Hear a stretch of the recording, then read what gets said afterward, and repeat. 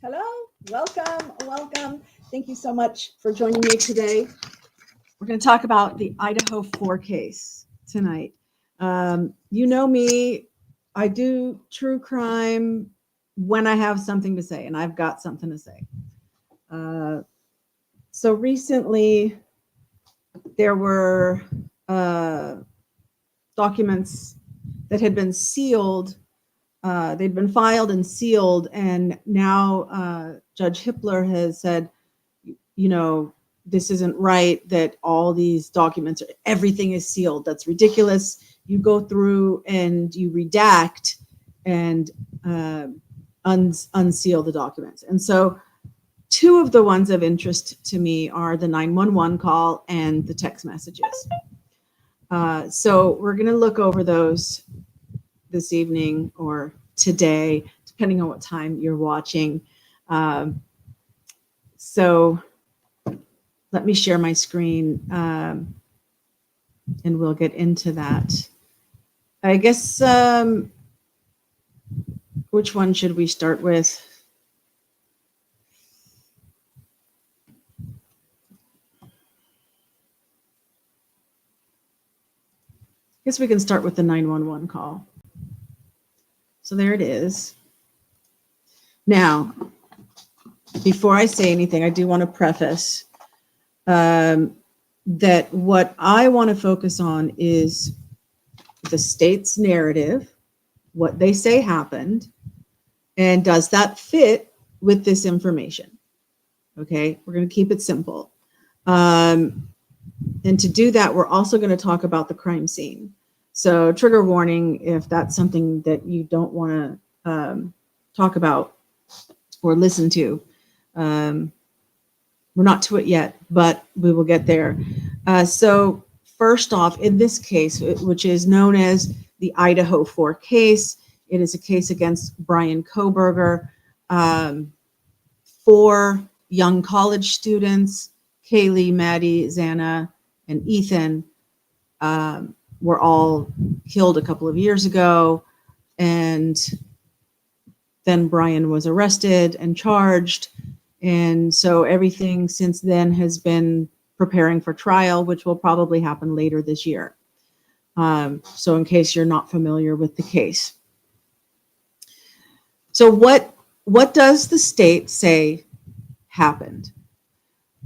The state says that Brian Kohberger, or we can also just say a single assailant, okay, whether it's Kohberger or not, the state says that a single person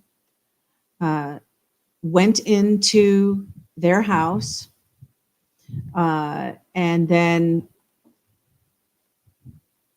well, okay, let me say that according to the state, there was a white car captured on video, that was driving around. And so they're basing their timeline on this white car. Then they claim that is Brian Kohberger's car. So the theory is that this car was around 4 o'clock in the morning, would have parked. The assailant would have gotten out of the car, gone to the back kitchen sliding door, entered the house, and then 2 of the victims were on that level, and 2 of the victims were up a flight of stairs. There was also on the same level a witness, a roommate that was not harmed, and also on a lower level, a witness that was, or a roommate that was not harmed. So there were 6 people in the house. 4 of them died, 2 of them were unharmed. Okay. We don't know whether the 2, which were Ethan and Xana, on the same level of entry, according to the police, if they were killed first. I'm gonna have to say the word killed, okay? Killed first, or if the 2 upstairs, which are Kaylee and Maddie, were killed first. We don't know. But killed the other 2, and then proceeded to walk out the same way he came in, during which time he passed the door of Dylan, one of the roommates, and she had cracked her door open to look out because she had heard some things, didn't know what it was, thought maybe it was people horsing around, and then saw somebody taller than her. She was 5'8", so they're saying maybe about 5'10", bushy eyebrows, wearing black. The head was covered and there was a mask. So over the mouth, mask over the mouth. And then she stayed in her room after that. Okay, that's what the police have said and what the prosecution has said. All of this, and then the white car is seen again at 4:20. So between parking the car, getting out of the car, getting to the house, then leaving the house, and then getting back into the car, and then driving away, that leaves less than 10 minutes, probably about 7 minutes of a window for all 4 of the students to have been killed. Okay.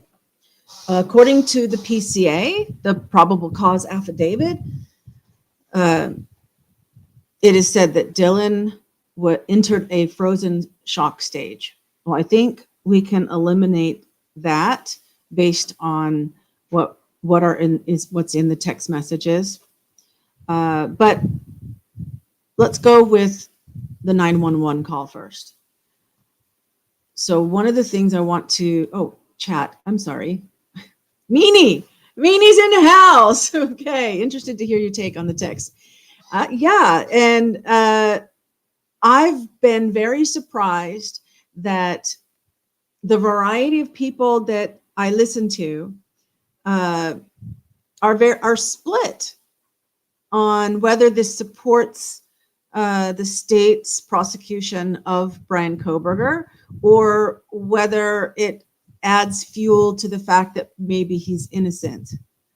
Okay, and I'm not afraid to share what I think. I'll give you a hint in that I don't think one person could have done it in the time frame that I just described as what the state says happened. And there's lots of different reasons for that, but we're going to stay focused here on this 911 call and the text messages. So first up, 911 call. I'm going to mention that according to this, we see that, can I highlight on this? No, not really. I can kind of make a little bit of a blue line. It says HJ, if you can see my mouse right here, HJ, which I believe is Hunter Johnson or something, Hunter, located the unresponsive body of Xana Kernodle and informed Bethany, the downstairs roommate, and Dylan, the second floor roommate, informed them to call 911. EA, which I've heard is possibly an Emily, was present at the time. Okay. They all said that they perceived Kernodle unresponsive. Okay. So exactly what did they say? And so let's get to, because that's just kind of different law about the admissibility of the call. So where's the call? Here's the call. Now, Q is dispatch. Q1 is a man. Q2 is a woman. Q3 is a man. Q4 is a man. Q5 is a man.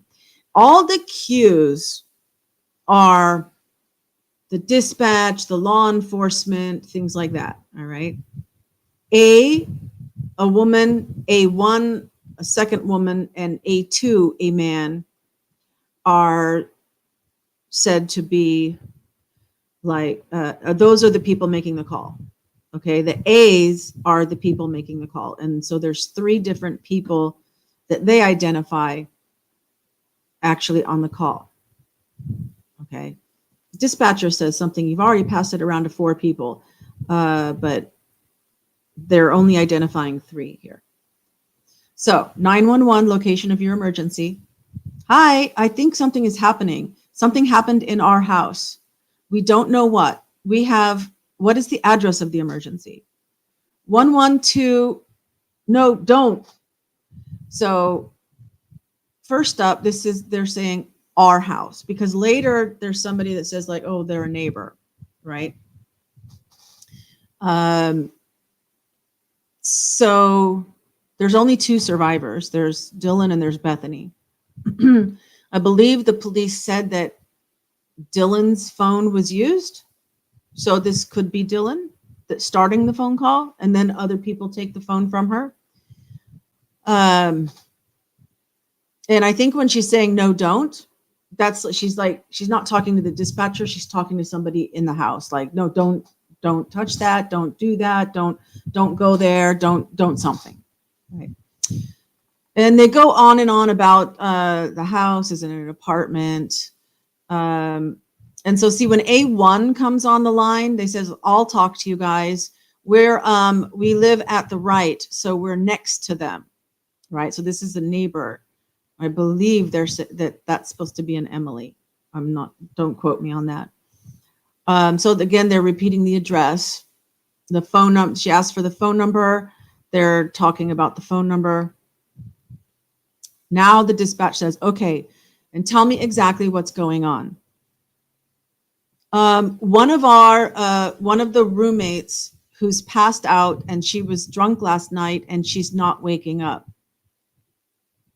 And then someone else says, no, we saw, and gets cut off by the dispatcher. Okay. Oh, and so then A1, who was talking first, continues now let's say if A is Dylan, she's correcting A1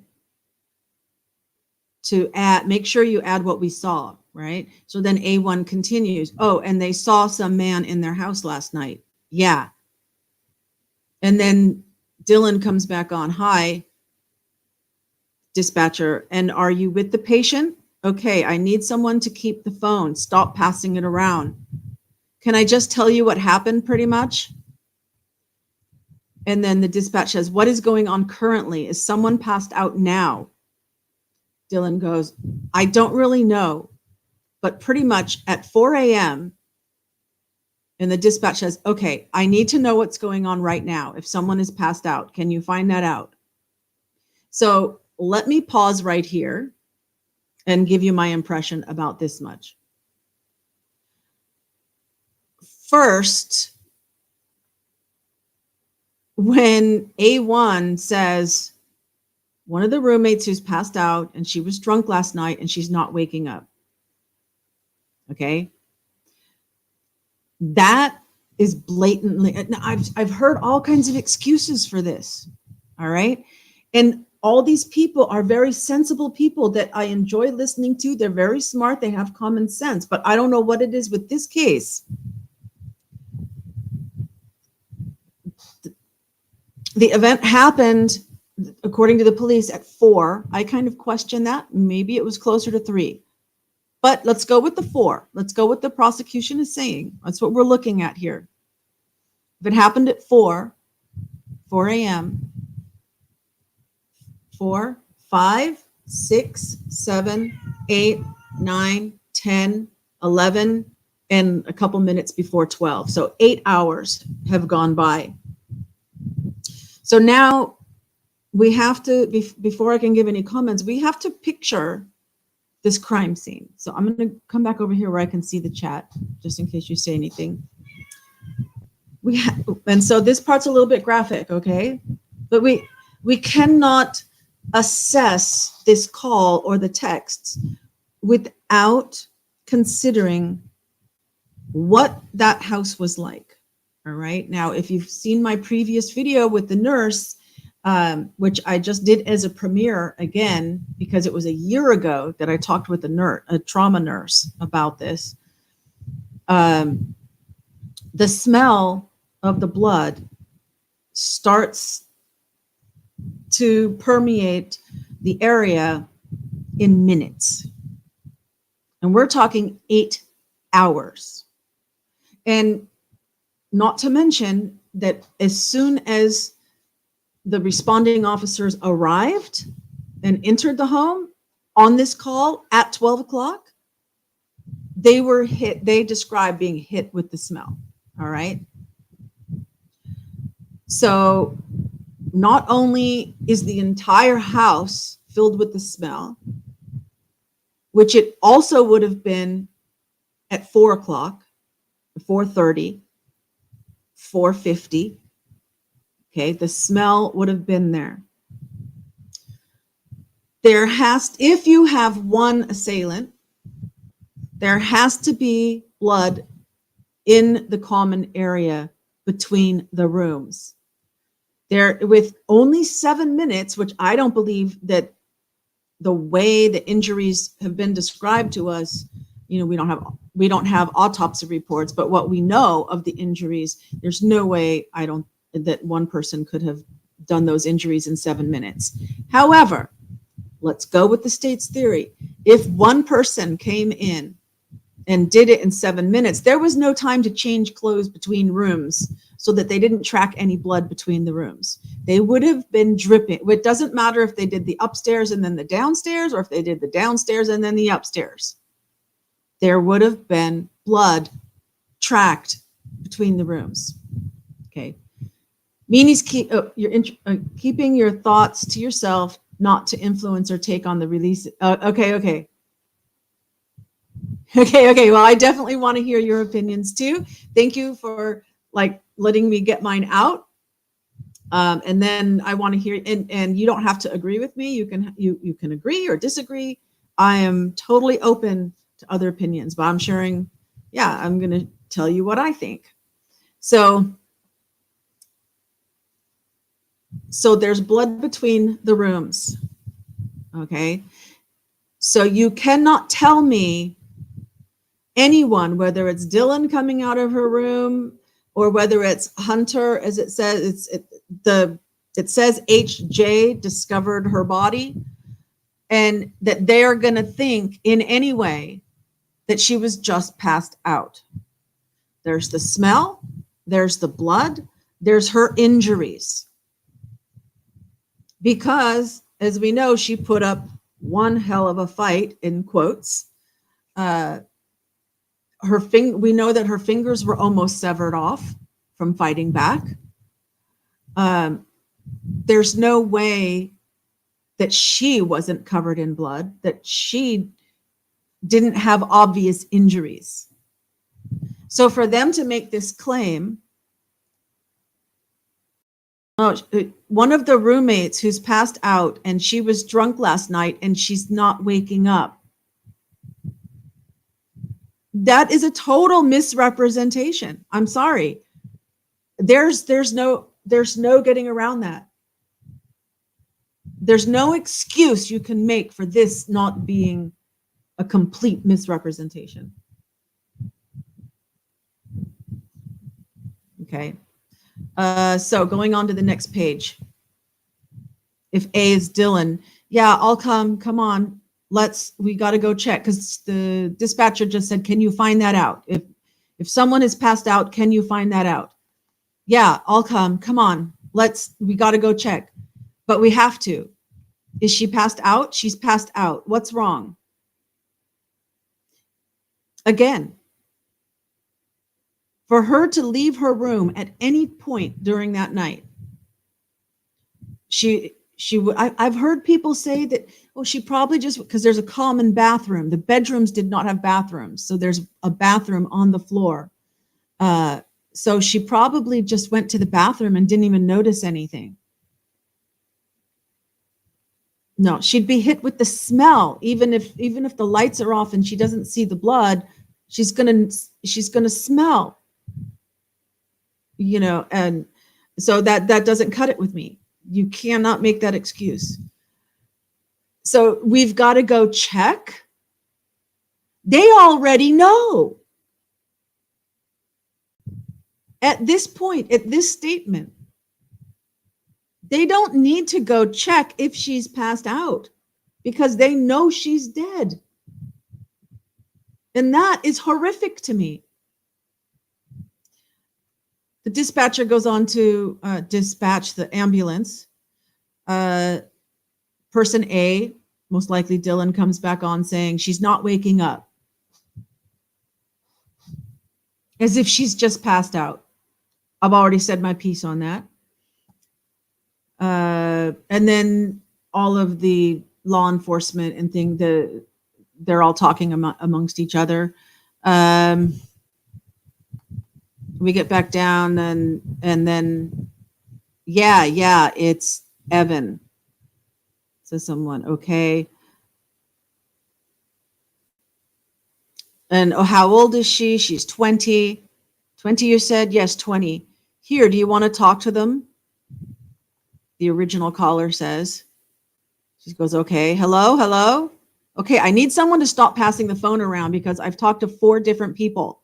Okay, sorry, they just gave me the phone. Is she breathing? Hello? Is she breathing?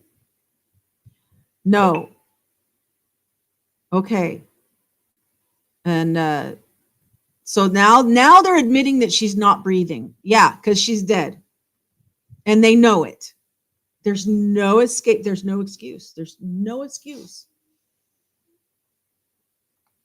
Bethany or Dylan, I need you. They forgot to redact the names and make them into initials. I need you to talk to them, okay? I can't talk to them. I need you to talk to them. Okay, hello?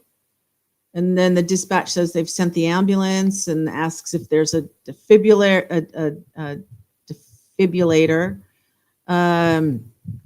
They say, no, we don't have one. And then the officers arrive and they have one.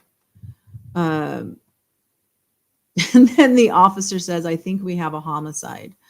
That's an understatement, but yeah, okay. And that's the end of the 911 call. And so Meanie says, why even bring up that she was drunk last night, might have passed out? They surely saw she wasn't passed out. Exactly. So my opinion on that very thing is that they were setting up a story. I hesitate to use the word alibi. I'm not, were they setting up an alibi or just setting up a story for some reason? I don't know what that reason would be. I'm not here to speculate on what that, some people talk about drugs and things. I don't know. But they are definitely setting up a story, and they had to make sure that they got the story spoken so that it would be on this 911 call. You think? My opinion too. Yeah, that says Meanie. Exactly. And I get that. You think is how you're when you write it. That's how you're saying it. Hey, Jenny. So let's move on to the text messages and see if that brings any different light to this situation. Because now we're going back in time, okay? Because this was at noon. So let me share this one. Okay. So after all the legal stuff about whether it should, be admitted, not admitted, whatever, DM Dylan, of course, we can say Dylan and Bethany. Dylan's phone records and Bethany's testimony. Okay, so all of this is from Dylan's phone, her iPhone. Okay, they mentioned Bethany because some of the text messages are Bethany's responses, which are on Dylan's phone. Okay. So the first thing that they bring up is that at 2:10, okay, so you have to remember that Ethan and Xana were already home, and Kaylee and Maddie came home, got dropped off home at 1:56.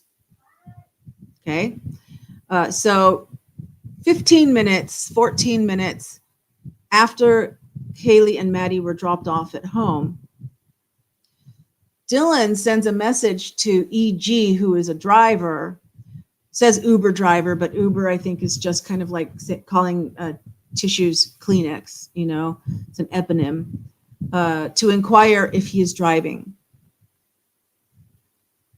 Why they felt the need to, they're establishing a timeline, okay, that she was awake and at home at 2:10.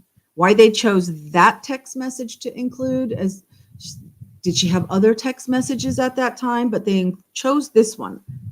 I don't know why, but it's pretty strange, because it's my understanding that Dylan invited Kaylee to come on this particular, she had no plans to be at the, she had already moved her things out. She was moved out of this room. She had been living with her parents. She was already graduated, I believe, and she had gotten a job, I think in Texas, and she was getting ready to start that job.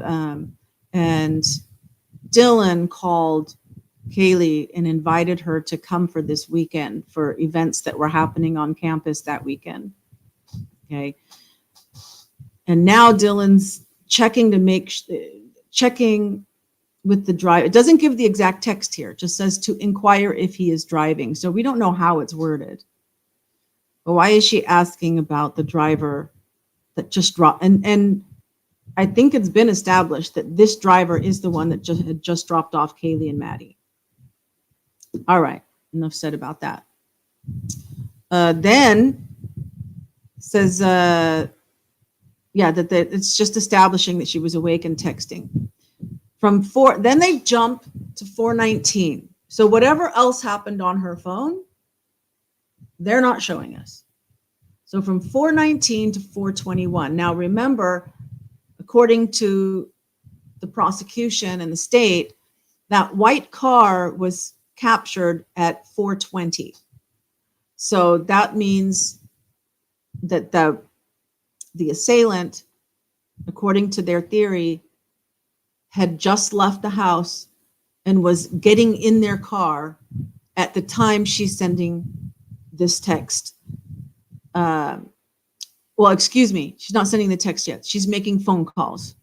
Okay, so according to the state, Dylan opened her door. She saw a man, and then she closes her door, and she starts making phone calls. So right here, there's no frozen shock stage. Frozen shock stage, which was, we get that from the PCA. The PCA says that she was in a frozen shock stage.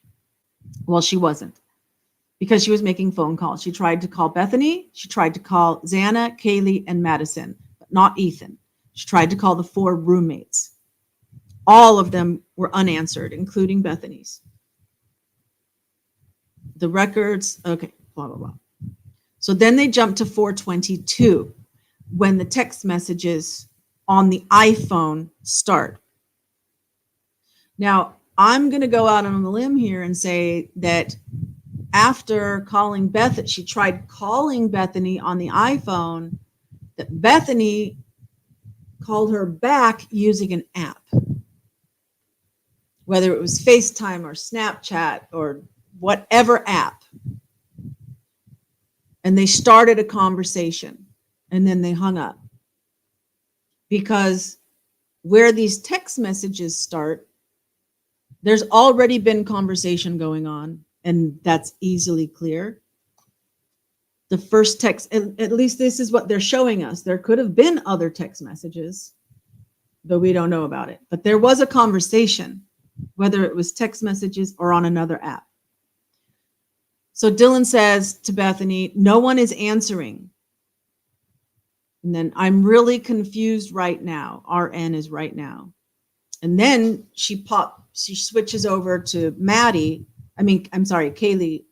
Wait, Gonçalves is Kaylee. Maddie Mogan, Kaylee Gonçalves.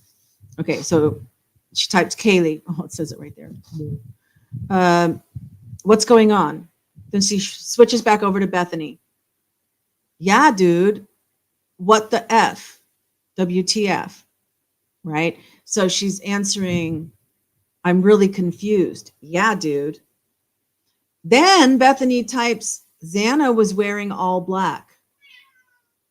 Why is she typing that what Xana was wearing? Oh, the only thing that makes sense is that Dylan had already told Bethany that she saw someone. I saw someone outside my door wearing black. And then Bethany says, Xana was wearing all black. Right? This is one of the ways we know that this is an ongoing conversation. Oh, I know you weren't trying to be. You think was directed at the responding officer. Of course. Yes. Meanie, I know you weren't saying it to me. Yeah. But just in case anybody watching didn't get it, oh my gosh, you know what I didn't do? Is I did not go into the studio and set the replay, the chat replay. Let me do that right now real quick, sorry. Because we want to make sure that people watching on replay can see that. Just a second while this loads up. Okay, live. This live stream here, customization, live chat replay. Okay, it says it's on.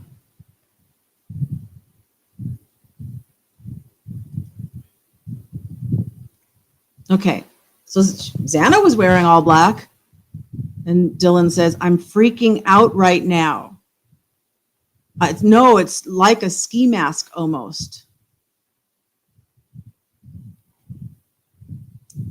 So I guess she's trying to say that no, it wasn't Xana. It was somebody wearing something like a ski mask, which isn't what's in the PCA, but because if you have a ski mask on, you're not going to see any bushy eyebrows. And then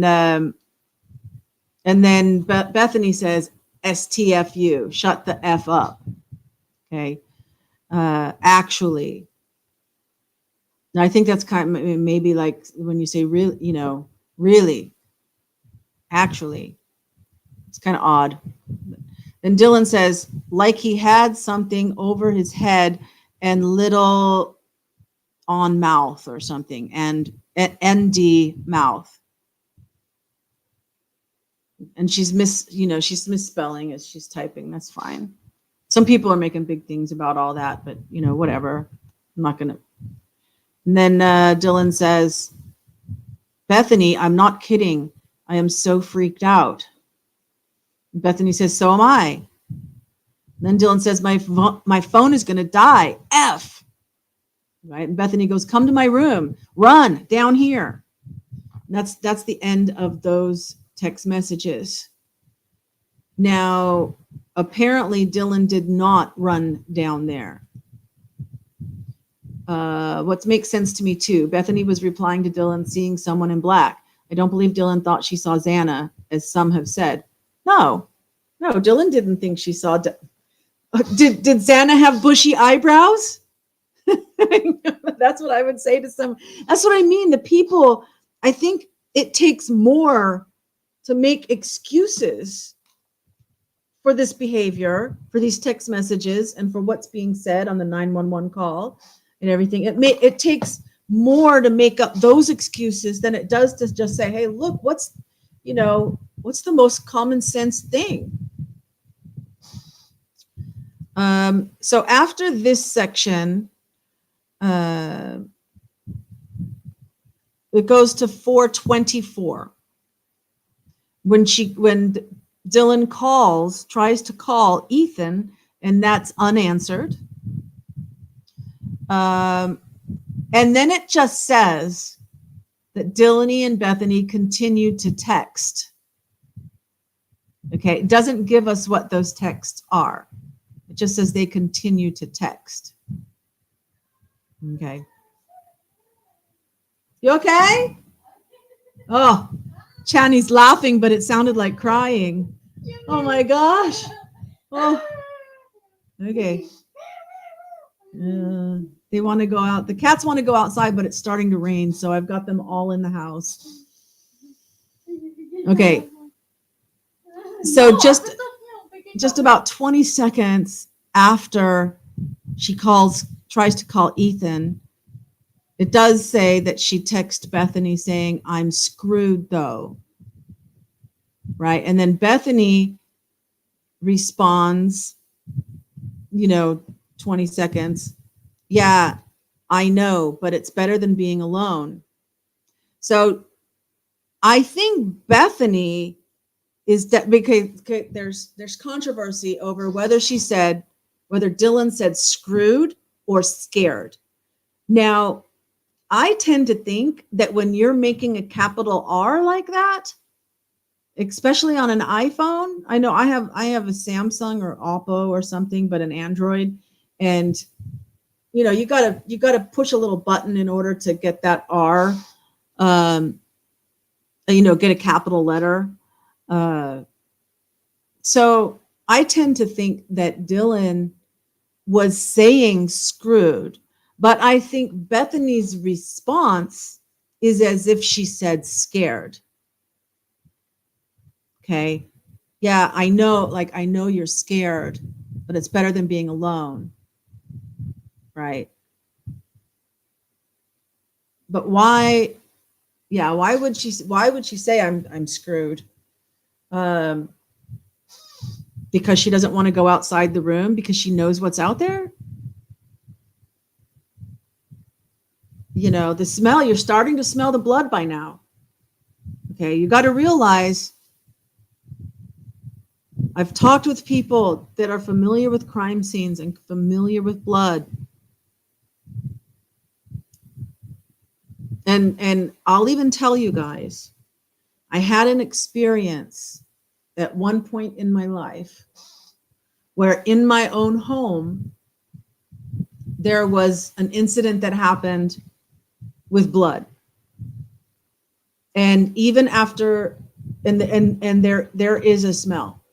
There is definitely a clear smell, and it doesn't go away very, very easily. We had to bleach that room at least 3 times, and I couldn't smell it anymore, but other people could still smell it. Okay. And that's nothing to the scale of what was happening here. All right.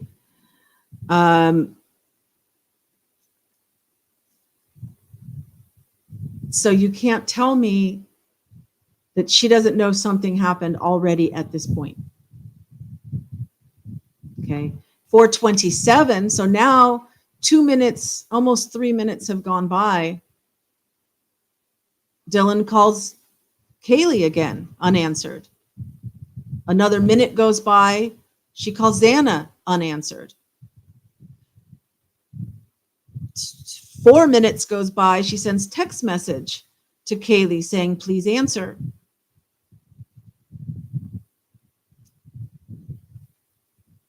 If she hadn't left the room, she's going to know by the smell that something happened, but maybe they're still alive. Okay, I'll give her that. I mean, if she's innocent in all this, right, of the event that happened, of the killings themselves, if she's innocent of that, I'll give her the benefit of the doubt from this information that she would have to know something is wrong. And that's why she's trying desperately to get them to answer, to make sure they're okay, because she doesn't know who's injured or to what extent. Okay, if she hasn't left the room. The next morning, so then it jumps to 10:23. That does not mean that she was sleeping and that there were no other texts. All right, there could be plenty of information on that phone, but they're not talking about it. What they're giving us is jumping to 10:23, when again, to Kaylee and Maddie, please answer, are you up? Are you up? All right. She also tried, here we go, here's her father. So at 11:39, that's just before the 911 call, she calls her father. Okay. About 10-15 minutes before they make the 911 call, she has a text exchange with her father. Did she make phone calls and talk to her father? Did she use an app with her father? But this is and it does not say what they texted. But maybe her father was saying, look, now's the time that you need to call 911. Then at 11:50, she receives a text message from Jay. I'm not sure who Jay is. If you know, put it in the chat or in the comments, stating bro. You know, that sounds to me, if someone just puts bro, it sounds to me like, what if she left a voice message and said, oh my God, blah, blah, blah, blah, blah, something happened, right? And then he texts back, bro, like, oh my gosh, right? That's isn't that more the slang of the youth today? When they say bro, it's kind of like OMG. And then at 3 seconds later, she calls EA. This is, and then she receives another text from Jay a minute later, and a vandal alert at 1:04. Okay, we don't know what Jay said in the second in the next text message after bro. Sends bro, a minute later sends another message. We don't know what the second message is. And 1:04, that's a full hour after the call, after the 911 call. And so, you know, if you don't know, Vandal is like the mascot of the university. Okay.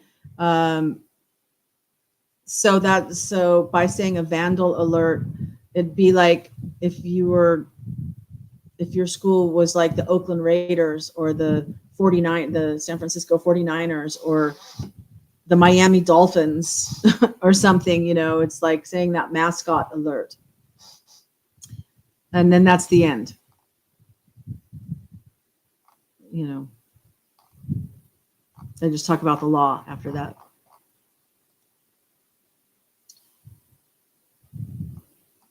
Or she sent a pic of the scene. Great, Meanie. Absolutely. They didn't say if any pictures were sent back and forth. And what if she used Snapchat to send a picture? So then it disappears. Right? But instead of replying on Snapchat, then he replies as a text message saying, bro. So the blood in the common areas, the smell, Xana being in the doorway, I think that's established. I mean, there was so much talk in the very beginning that like the door was, maybe the door was closed and they didn't know what happened. The body was up against the door, so they couldn't open the door, and then they had to push open the door, and then they saw what it was. Well, if that happened, then they wouldn't be saying, oh, she's just passed out on the 911 call, now would they? You know, and I always said the smell from that point too. Don't give me this, maybe, you know, maybe they're just drunk and passed out and I can't open the door, because the smell would be there and there would have to be blood in the common areas between the rooms. Okay. So anyway, Xana's injuries would be clear. And there would have been screams. All right.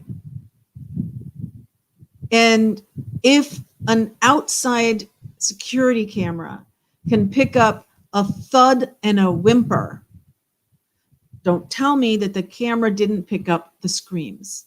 Especially, we know at least one of the people, Xana, was fighting back, and don't tell me she wasn't screaming as she was fighting, or very loud grunting and stuff, as you're fighting. Absolutely. The only person that might not have screamed would have been Maddie. If he went upstairs, or if the person was upstairs first, and because Maddie was on the outside of the bed and Kaylee was on the inside next to the wall. So if they were both asleep,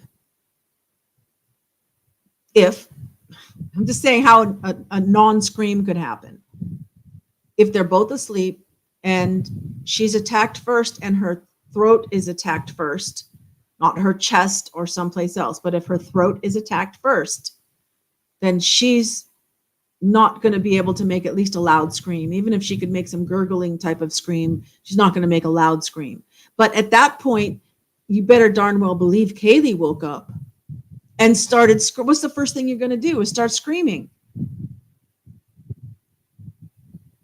And 50 plus times for STAB, 50 plus times. And she was actually kind of like a sitting up position in the corner of the bed, between the two sides of the walls in the bed. She wasn't even laying flat. She was, so I can imagine she was like trying to get away, scrunching herself back until she was in that corner and had no place else to go. And the attack continued. You're telling me that if she's got that ability to scrunch away, that she's not screaming while she's doing it? It's not going to sound like she's playing with the dog. I'm sorry. If you believe that, just because the PCA said that's what she said, either the PCA is representing her wrong, or if she said that, she's lying. Because there's no way, in my opinion, that you could mistake two people having an event happen upstairs as somebody playing with a dog.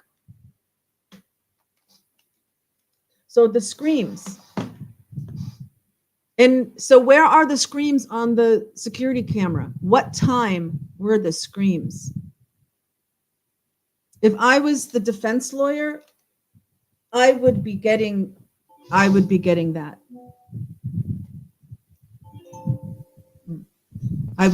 that.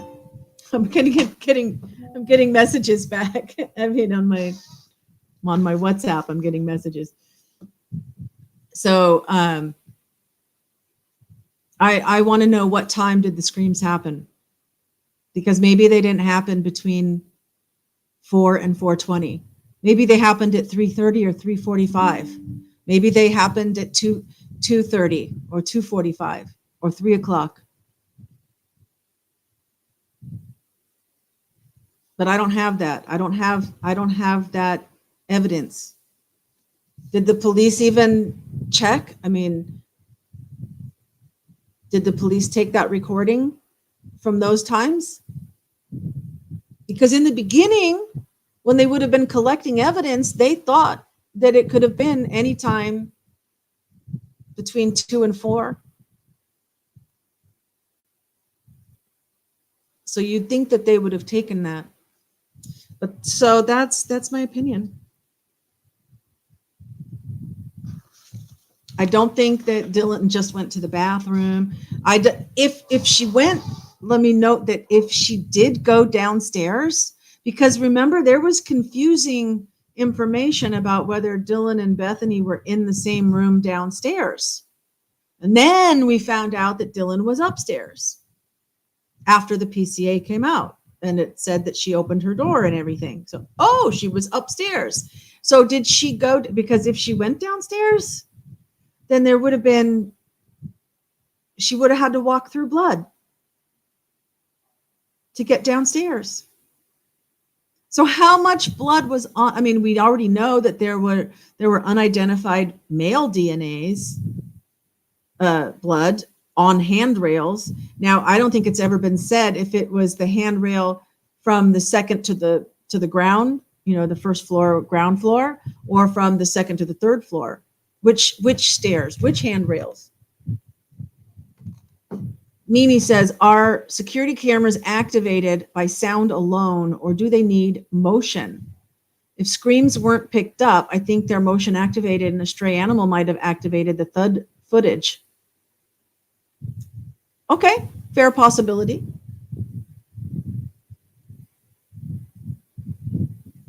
That would be interesting, that a stray animal just happened to activate it at that time. I know my security footage, it's the notification happens when it gets triggered. I can set the trigger for a notification. But then once I go into the system, I can go back like 24 hours and see everything, which and mine has sound and audio and video. And I can so then once I've been notified, so the notification, the alert happens based on whatever I set it to, but the recording is there to go back and look. So whether or not they collected it, I don't know, but it seems like they would have. There had to have been screams. I can't believe that there weren't screams. I know there's a lot of stuff about the Linda Lane cameras, and I have not gone down that rabbit hole at all. So anything about the Linda Lane footage, I don't know. Thank you. I'm not familiar with security cams, so I don't know how they work. Well, that's how mine works, and it's just, a little round thing. They can all be different, but I think that's pretty standard feature. And then like you can put an SD card in it. You can, have it connected to the cloud. You can, there's all different kinds of options for that. But I think that they would probably, in a standard way, kind of have 24 hours that you could at least go back. I mean, just the little round home security cameras that people buy. Ring cameras on the doorbells, I don't know about those. There had to have been screams from at least 2 victims, lots of screams. Yes, I agree. Mimi. So that's what I think. I'm not sure if I left out anything as far as like my thoughts on what happened. Other than just to wrap up to say it's bogus. It's it smells to me like it's setting up a story. And I think that if the killings did happen earlier, then this whole text message stuff was a practice run and then they had the 911 call. And I think I can't see.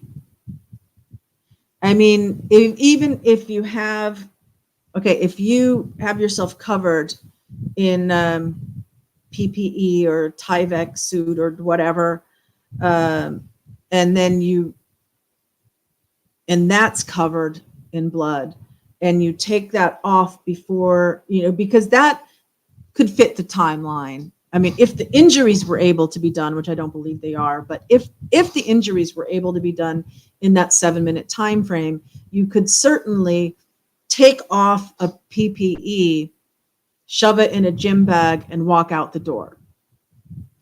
I'm not sure if she said that there was a gym bag. Nini has many theories, but don't know what happened, of course. What I know is that the story we're being told doesn't make sense to me. Ta-da! Exactly. You know, I kind of lean toward that you had one or two people going upstairs and another one or two people go, so one or two going up to Kaylee and Maddie, and another one or two going to Xana and Ethan. And that they happened at the same time. Now, does that mean if that's what happened, could that have happened at 4:00? Would that fit the 7 minutes? Because see, the only reason they've got that 7 minutes, when I'm saying 7 minutes in the house, because it's because of the car. Because they're saying that the white car is the person who did it. And they see it the last time they see, blah, blah, from the car. But if that car had nothing to do with this, in the same way, yeah. So if there is some solid evidence that makes me, I'm open to evidence, I guess is what I'm saying. I'm open to evidence that says one person did it, but it was at a different time and it took longer, or whatever, right? I mean, if I am totally open to following whatever the evidence is, but we don't know all of the evidence. So based on the bits that we do have, that my leaning is toward one or two people going upstairs and probably two people downstairs. And downstairs, I mean Xana and Ethan. And then if that's the case, who makes sense? Jack DeCour for upstairs. And then that kind of solves the dog issue, because the dog issue is huge. And I've talked about that before.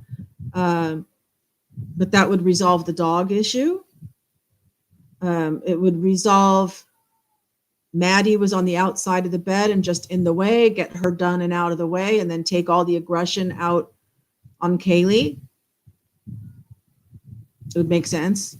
And then the downstairs would be a couple of the other frat boys that had been in a fight, that were having fights, that were, all that kind of stuff, that had they been, one wanted Xana and Ethan got her, and he's jealous. And then there's,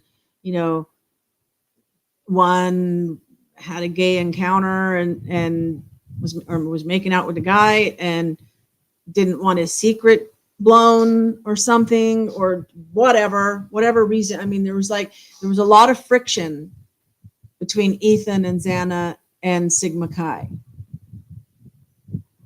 So they could have decided, and then that would make sense with my memory of hamstring, that they would hamstring Ethan while then they had a big fight with Xana before killing her and then finishing off Ethan. That's what makes sense to me. And you know what? I also kind of go back to thinking about the Manson murders. There, I said the word, but and with Sharon Tate and stuff, and there were women that did those horrendous crimes. So in that case, could Dylan have been involved? Maybe Dylan helped go upstairs, because Dylan, I think there was some animosity. I don't know if it was jealousy or what, but she did not get along with Kaylee and Maddie. So would she have wanted to help Jack? If that's what, hey, I'm just putting that out there as an idea. I'm not saying I'm not accusing anybody of anything.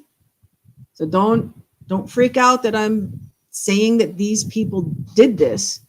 I'm just saying it's a possibility that I lean toward, that if I was investigating, I would want to make sure, I would want to verify. I wouldn't just take an alibi. I would verify the alibi. And then when you look at the families of Jack D and Dylan, they're very high connected people.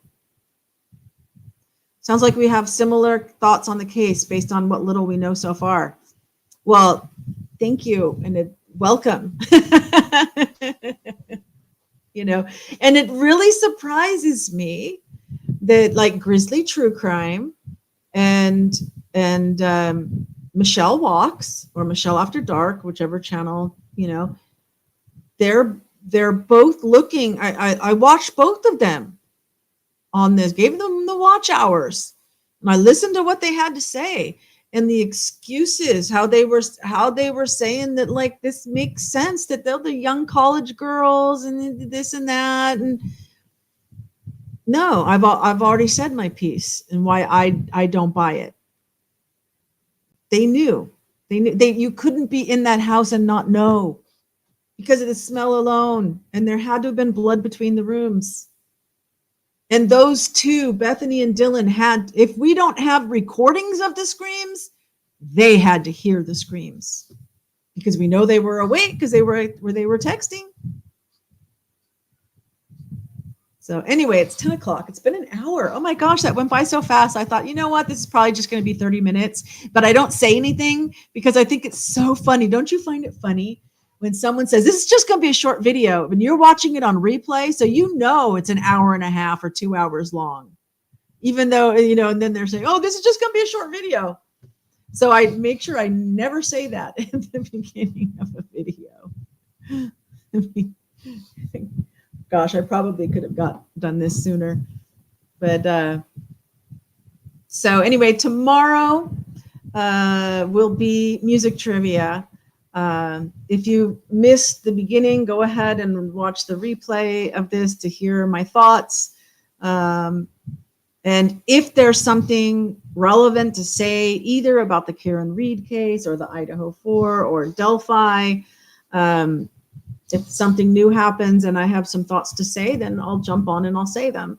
Otherwise, I don't just rehash all the time. And by the way, since I did mention Grizzly True Crime and Michelle Walks, which I love their content, you know, I'm just surprised at how they're viewing this subject. A Convict's Thoughts with A.R. Hayes, Robert with True Crime something, he's in my description. True Crime Unraveled, I think, you know, Unfiltered Lucky. These are some people that, you know, are also looking at this going, wait a minute. Oh, Truth and Transparency. Oh my gosh. She goes down rabbit holes. She so anyway, before anybody leaves, let me remind you that love transcends time and space. So whenever and wherever you're watching this, I love you. I do. We need more love. And so I share my love with you, and I hope you can feel it. And tomorrow, same bat time, same bat channel, whenever that is for you, then I will be doing music trivia, because we'll put all this madness aside and just have fun. So I hope you can join me. Until then, catch you later.